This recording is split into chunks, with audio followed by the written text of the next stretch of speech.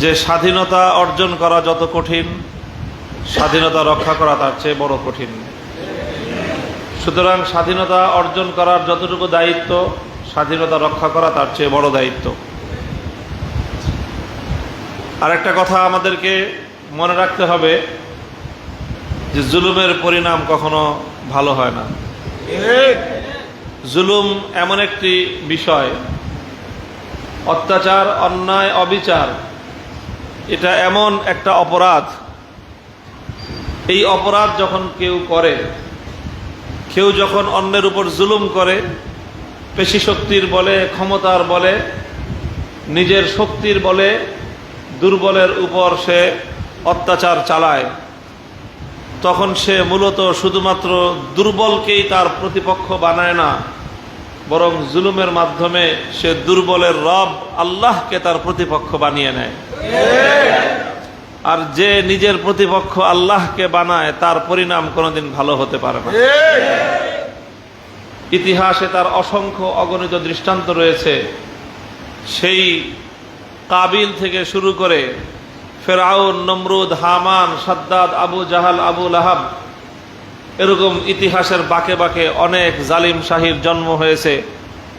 সর্বশেষ সেই জালিমদের সংস্করণের নাম হলো অত্যাচারী জালিম শাহী শেখ হাসিনা।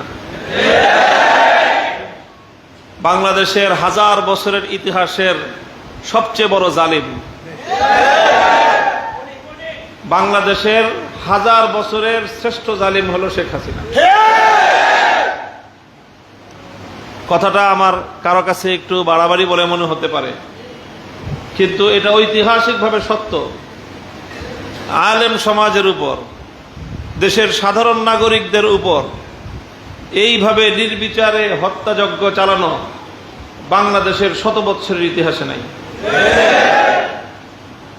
বাংলাদেশের স্বাধীনতার আজকে 53 বছর। অনেক শাসকের পরিবর্তন ঘটেছে, অনেক শাসকের পরিবর্তন ঘটেছে, অনেক শাসক অন্যায় অবিচার করেছে। প্রত্যেক শাসকই ক্ষমতার মসনদকে আঁকড়ে ধরে থাকার চেষ্টা করেছে, কিন্তু যখনই সে উপলব্ধি করেছে যে না, এভাবে ক্ষমতা আঁকড়ে ধরে থাকা যাবে না, তখন তারা পদত্যাগ করেছে। আল্লাহ পাক রব্বুল আলামিন মজলুমকে আশ্বস্ত করেছেন। মজলুম যখন জালেমের জুলুমের শিকার হয়ে ফরিয়াদের আহাজারি করে, জমিন থেকে আল্লাহর আরশ পর্যন্ত যখন মজলুমের ফরিয়াদ পৌঁছে যায়, ফরিয়াদ পৌঁছার সাথে সাথে আল্লাহ পাক রব্বুল আলামিনের পক্ষ থেকে একটা জবাব আসে। হাদিসের মধ্যে এসেছে, ইত্তাকি দাওয়াতাল মাজলুম ফাইন্নাহু লাইসা বাইনাহু ওয়া বাইনাল্লাহি হিজাব। মজলুমের বদদোয়া আর আল্লাহর আরশের মধ্যখানে কোনো পর্দা নাই। সরাসরি মজলুমের বদদোয়া আল্লাহর আরশে পৌঁছে যায়। আল্লাহর আরশে পৌঁছার সাথে সাথে আল্লাহর পক্ষ থেকে একটা প্রতি উত্তর চলে আসে, এক মুহূর্ত বিলম্ব হয় না। আল্লাহ মজলুমকে আশ্বস্ত করেন, আশার বাণী শোনান, লাআনসুরান্নাকা ওয়ালাউ বা'দা হিন। হে মজলুম, আমি তোমার রব আরশের মালিক, আমি ওয়াদা করতেছি, লাআনসুরান্নাকা, অবশ্যই অবশ্যই অবশ্যই। কয়বার?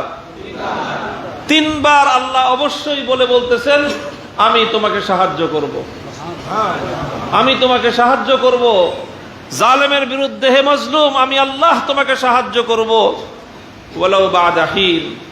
তবে আল্লাহ একটু বলে দিয়েছেন, আমার সাহায্যটা আসতে অনেক সময় বিলম্ব হতে পারে। আল্লাহ বলছেন অবশ্যই সাহায্য করব, তবে আল্লাহ এটা বলেন নাই যে নগদেই করব। কখনো 5 বছর পরে, কখনো 10 বছর পরে, কখনো 16 বছর দেরি হইতে পারে, কিন্তু মজলুমের বদদোয়া বিফলে যায় না। খুব হুঁশিয়ার, জুলুম করবেন না মানুষের উপর। কেউ কেউ অন্যের অধিকার কেড়ে নেবেন না। অন্যের মুখের আহার কেড়ে নিয়ে নিজে পেট মেদভুরি বানাবেন না। আরেকজনের জমি গ্রাস করে নিয়ে নিজে জমিদার হওয়ার চেষ্টা করবেন না। অন্যের উপর অন্যায়ভাবে ক্ষমতার মসনদ দখল করে মানুষের ঘাড়ে চেপে বসে জনগণের সম্পদ এবং জনগণের অধিকার হরণ করবেন না, কারণ জুলুমের পরিণাম কখনোই ভালো হয় না। বলা হয় আল্লাহ ছাড় দেন কিন্তু কখনো ছেড়ে দেন না। এর জ্বলন্ত দৃষ্টান্ত হলো শেখ হাসিনা।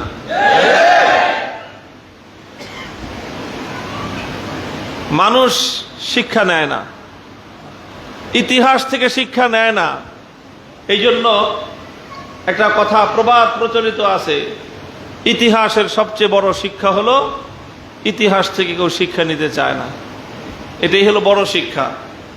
কাজেই আগামী দিনে যারা শাসন ক্ষমতার আসীন হওয়ার স্বপ্ন দেখেন, আশা রাখেন, আমি তাদের প্রতিও বিনীত অনুরোধ করব যে আপনারা ইতিহাস থেকে শিক্ষা না নেওয়ার সেই দলে যোগ দিয়েন না। আপনারা ইতিহাস থেকে শিক্ষা নেওয়ার দলে যোগ দেন।